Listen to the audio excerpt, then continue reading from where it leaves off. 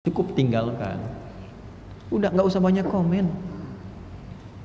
Ini kontennya dibanyakin. Dari mulai sama jin, sama semut, sama macam-macam dibanyakin.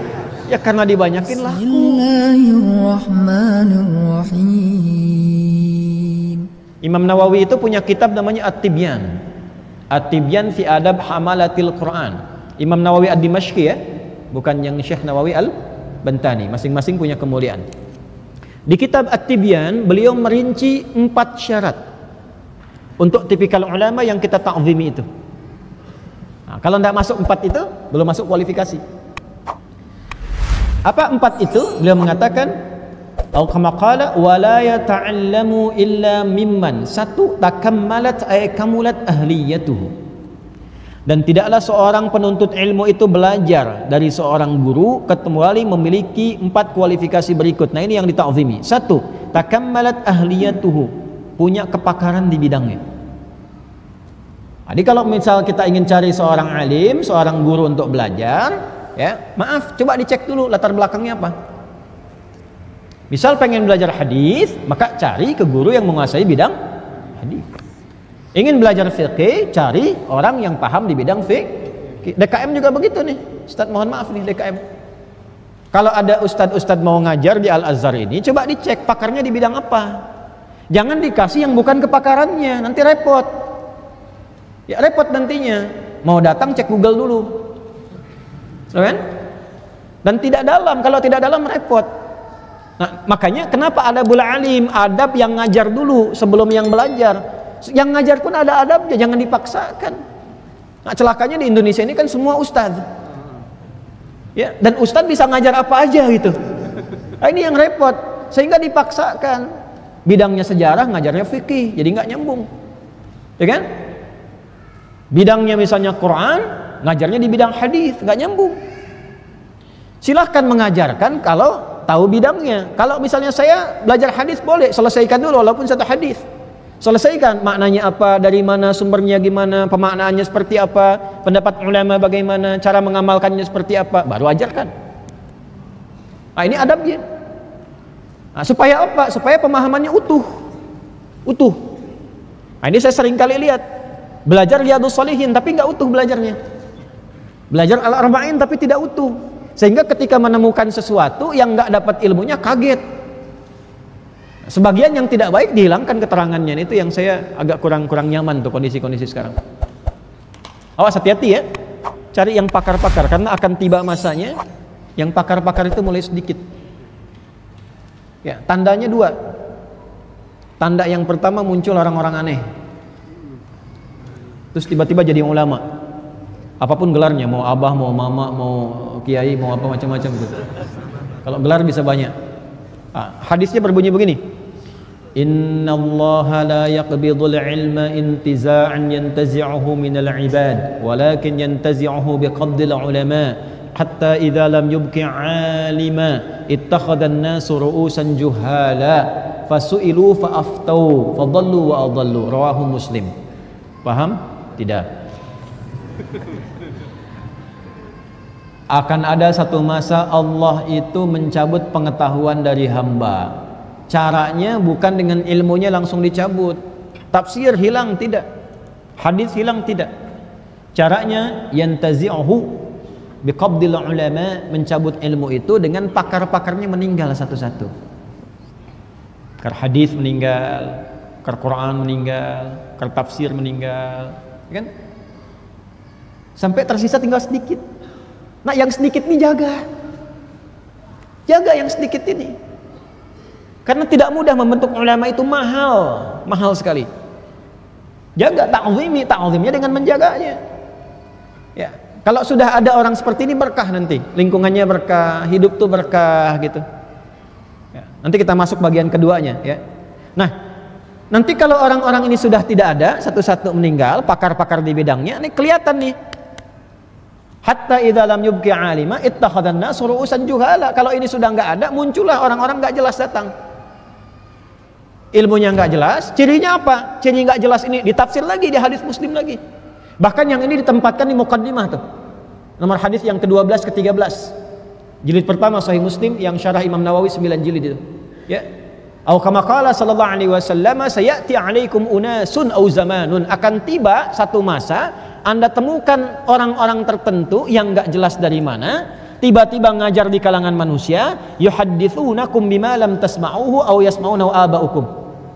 Tiba-tiba dia ngajar sesuatu yang bikin kita bingung. Dengarnya aja bingung gitu.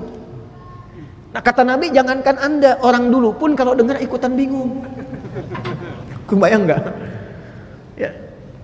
Gimana mau video callan sama malaikat tuh? Ya jangankan Anda, orang dulu pun ikut bingung juga tuh. Yakin ntar dipotong video saya ini. Kepala kontainer muncul tuh, ahli konten tuh, potong tuh. Ya, kalau ngambil bahasa umumnya, yang dulu-dulu pun ikutan bingung, ya sama Abu Jahal juga kalau dengar ikutan bingung juga tuh. Anda bayangkan tuh, itu kalimatnya tegas dari Nabi. Jadi kalau ada yang seperti itu, apa pesan hadisnya? Sederhana kok. Iyyakum wa iyyahum. Waspadalah, waspadalah. Cukup tinggalkan. Udah nggak usah banyak komen.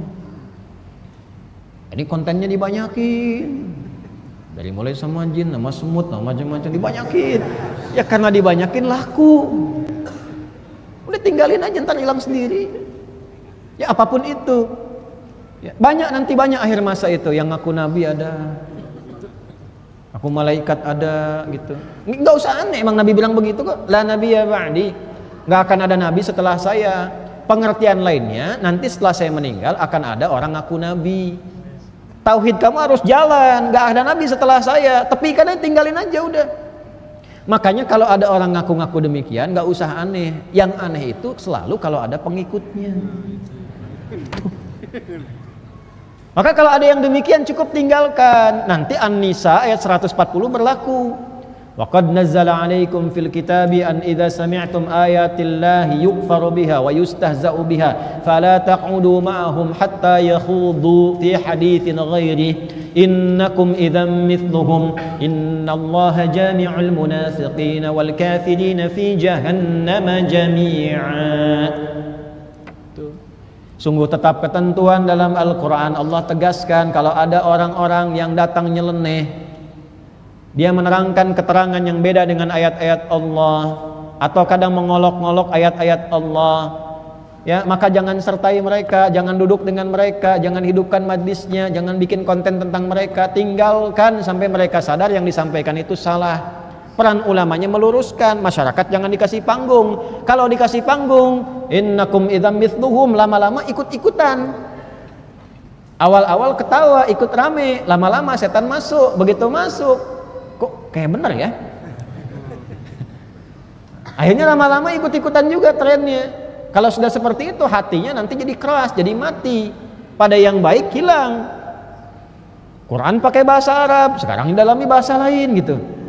Ya lama-lama bahasa nabinya ditinggalkan, lama-lama hukum nabinya ditinggalkan, hukum Allah ditinggalkan, keras hati, tertinggal, repot. Makanya ditanya di Al-Hadid, hadid itu besi, sekeras-kerasnya besi masih bisa lunak. Hati antum itu bukan dari besi, kenapa nggak bisa lunak? Alam ya'ni lil ladzina amanu an takhsha'a qulubuhum li dzikrillahi wa ma nazala minal haqq. Apa belum tiba saatnya hati Anda itu jadi lembut untuk bisa dengar dari Al-Quran, untuk bisa ngaji, untuk dekat dengan Allah? Mau sampai kapan kata Allah? Besi aja bisa lunak. Hati Anda bukan dari besi, kenapa nggak lunak? Ditafsir lagi di Al-Baqarah tentang batu. Thumma qasat qulubukum min ba'di dzalika fahiya kal hijarati aw ashaddu qaswa wa inna minal hijarati lama yatafajjaru minhu al-anhar wa inna minha lama yashaqqaqu fayakhruju minhu al-ma wa inna minha lama yahbitu min khasyatillah. Batu yang keras bisa jatuh karena takut pada Allah, keluar air, jatuh melahirkan air terjun, jatuh jadi sungai, takut karena Allah. Hati Anda tidak diciptakan lebih keras dari batu. Kenapa lebih keras dibandingkan batu? Oh, ngaji aja susah, oh, sholat susah. Batu dengar adzan Allahu Akbar jatuh karena takut pada Allah. Antum dengar adzan masih nanya, adzan lagi, barusan tadi adzan. Itu poin. Nah itu satu. Wala yata'allamu mimman takammalat ahliyatu, yang pakar dulu, coba cari yang pakar. Ya. Nah mohon maaf kalau ada yang seperti itu, nanti yang pakar-pakar mesti muncul. supaya umat itu punya pedoman. Makanya saya sarankan kiai-kiai itu punya channel. Santri-santri itu ayo, antum kan belajar itu, spesialisasinya ada di pesantren, tampil. Ustadz Hunaifi itu teman-teman, tampil itu. Nah, supaya itu jadi rujukan di masyarakat. Nggak apa-apa antum sampaikan ini spesialisasi hadis Bukhari, sanadnya ini, nggak apa-apa, boleh itu. Kalau memang ada yang tidak jelas, yang jelas harus tampil, difasilitasi. Kalau nggak ditampilkan nanti masyarakat nggak punya rujukan. Tampillah yang seperti ini, ngasih fatwa.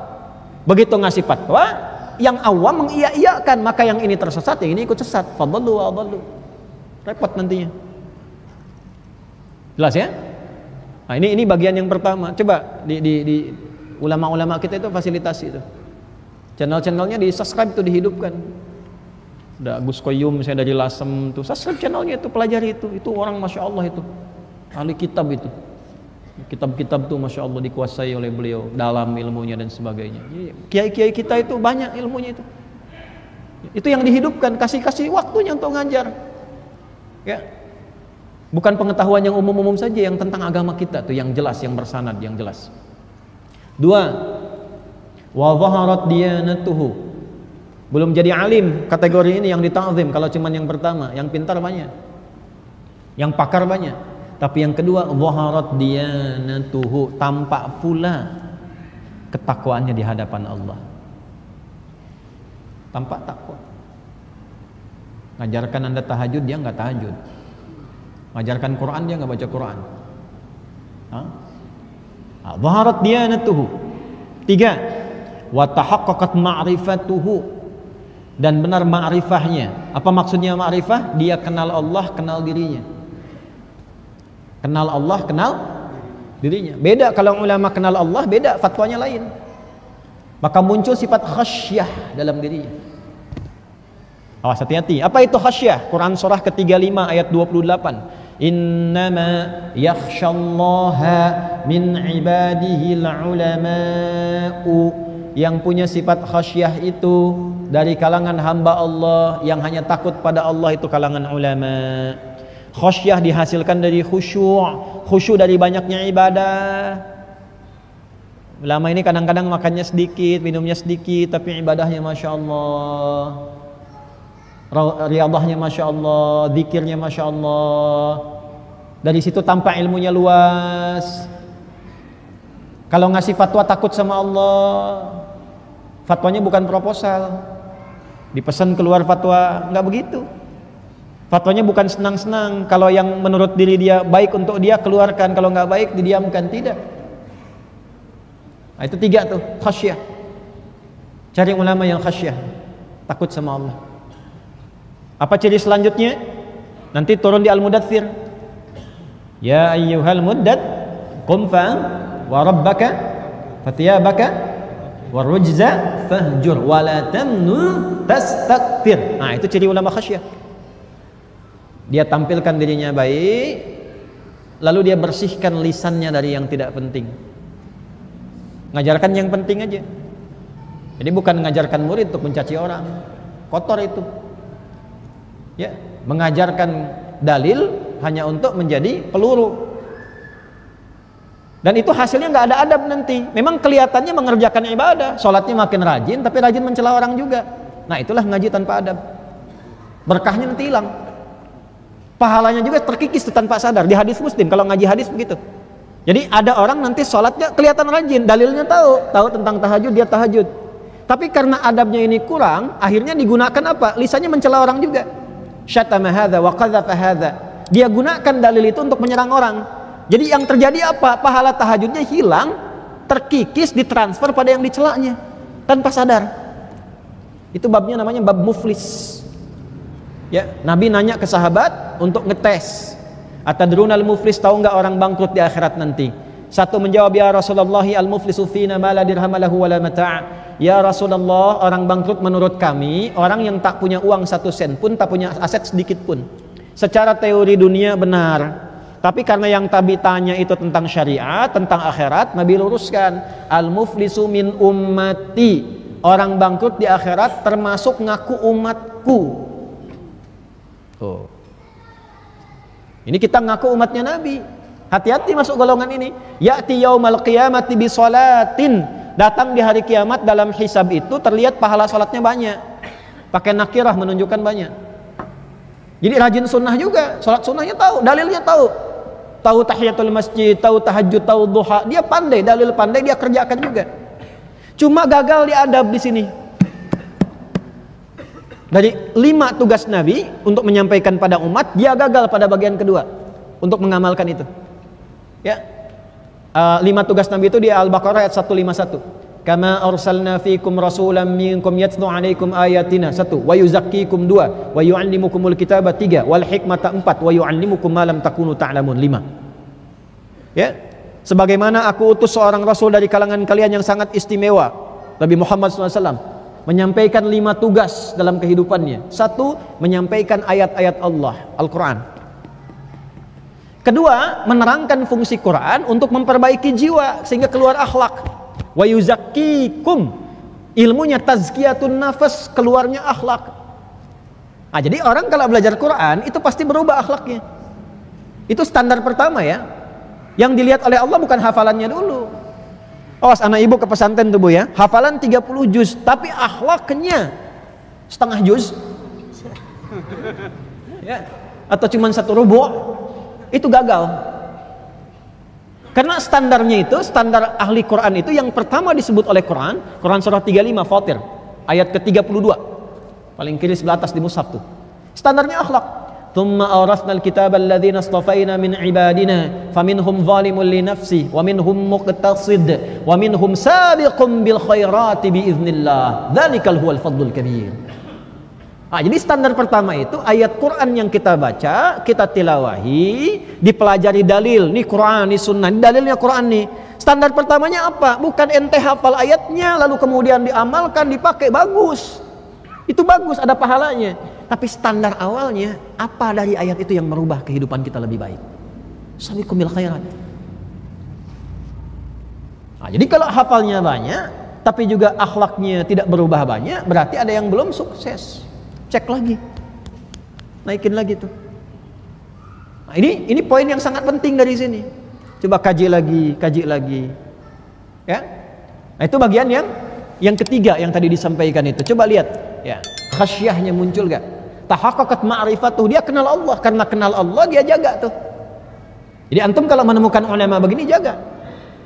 Tapi setiap guru namanya manusia tidak lepas dari salah. Maka adab sebagai murid, jangan mengoreksi kesalahan guru. Tutupi aibnya dengan doa. Imam Nawawi Al-Bantani itu kenapa ilmunya banyak? Salah satu ikhtiar beliau dalam mengaji, sebelum datang ngaji sedekah. Makanya boleh-boleh tuh. Ya Ustadz kalau nyebarkan kotak atau nyampaikan misalnya QR apa itu boleh. Boleh itu. Bahkan bagian dari sunnah di waktu-waktu tertentu itu untuk bersedekah. Bagian dari sunnah. Nah, beliau niatkan selama belajar sedekah dulu supaya Allah menutup pandangan beliau dari aib gurunya. Supaya sibuk mendapatkan ilmunya saja. Antum ngajar dengan saya pun sekarang pasti akan menemukan kekurangan, itu pasti. Nah, kalau antum nggak niatkan belajar dengan benar untuk menjaga itu dengan ta'zim ulamanya, begitu dapat aibnya antum tinggalkan, padahal mungkin ilmunya lebih banyak dibanding aibnya. Nah, jadi jangan sibuk begitu. Apalagi belum datang, sudah mengoreksi guru. Nah, itu repot. Itu terhijab nanti ilmunya. Mau kemana? Ngaji sama Ustadz Fulan. Bid'ah tuh. Nah, itu langsung terhijab. Yang bahaya terhijab hatinya, itu paling bahaya. Belum pernah kenal, belum ketemu, sudah mencela, sudah menghukumi, itu hisabnya berat di hari kiamat tuh. Nah, makanya saya selalu menyampaikan, kalaupun ada beda pendapat, jangan berlebihan. Beda pendapat nggak apa-apa, tapi menghormati harus. Ya, antum beda pendapat nggak apa-apa, kan setiap orang bertanggung jawab dengan apa yang disampaikan oleh dirinya. Ya, kemarin misalnya ada ustadz meninggal, kita doakan, udah. Ada beda pendapat, beda pemahaman itu hal lain, masing-masing bertanggung jawab. Tapi kita punya kewajiban untuk mendoakan, kan? Menyampaikan yang baik-baik. Kalau sempat antum menyolati, mengantarkan kubur, siapapun, ustadz siapapun. Ya, kalau ada orang yang kurang baik kita doakan. Nah, manhaj kita begitu. Al-Quran ngajarinnya begitu. Kalau beda pendapat selesaikan di ranah ilmiah, selesai sampai situ. Jangan dibawa ke hati sampai muncul sifat-sifat yang tidak baik. Nah, nanti hisabnya berat di hadapan Allah. Jelas ya? Nah, itu tahaqqaqat ma'rifatu, jadi kenal tentang diri kita. Nah, ngajarinnya mesti begitu. Kan saya sering sampaikan pada antum, kalau antum temukan saya salah, cukup tinggalkan itu, cari guru lain lebih baik. Nah, tapi hilangkan sifat-sifat kita untuk saling berselisih. Karena nanti antum pun gak akan tenang. Udah ngajinya belum bagus, udah ngoreksi orang lain. Baca kitab aja belum tentu bisa. Kok bisa menghukumi orang lain? Kan jadi masalah. Nah, yang terakhir washtaharat siyanatuhu, dan memang beliau itu terkenal, guru itu siyanatuhu, perilakunya juga mulia, jadi pakar di bidangnya, agamanya jelas, ketaatannya teruji, ma'rifat kepada Allahnya kenal, akhlaknya bagus. Kalau 4 ini ada, ta'zim, tabarruk dengan ilmunya ya, itu ada rumusnya ya, rumusnya di Quran surah ke-5 ayat ke-35. Ya ayyuhalladzina amanu taqullaha wabtaghu ilaihil wasilah. Hai orang-orang beriman, tingkatkan takwamu terhadap Allah dan carilah tawassul, carilah wasilah dengan takwa itu untuk mendekat kepada Allah. Ya. Nah, jenis takwa itu ada pada ilmu. Dari mana taunya? Al-Baqarah di akhir ayat 282. Wattaqullaha wa yu'allimukumullah. Tingkatkan takwamu kepada Allah, Allah tambah pengetahuan. Di antara ciri orang takwa itu kalau ilmunya banyak, nah itulah ulama yang benar. Nah, pada ulama yang benar ini boleh kita minta doa, boleh ta'zim kepada ulama dengan menjaganya, boleh, supaya tidak sibuk dia dengan hal-hal duniawi sehingga lupa ngaji kitab. Ya. Ngaji, perbanyak ngaji. Tapi juga jangan terlalu melampaui batas. Mengkultuskan macam-macam, melampaui batasan-batasan keulamaannya, jangan. Justru menjatuhkan. Jelas ya? Tapi juga jangan petantang-petenteng. Mau ulama salaman begini, antum siapa? Mau pejabat aja begini, mau pejabat akhirat begini. Ada adabnya. Ya, ada adabnya. Orang-orang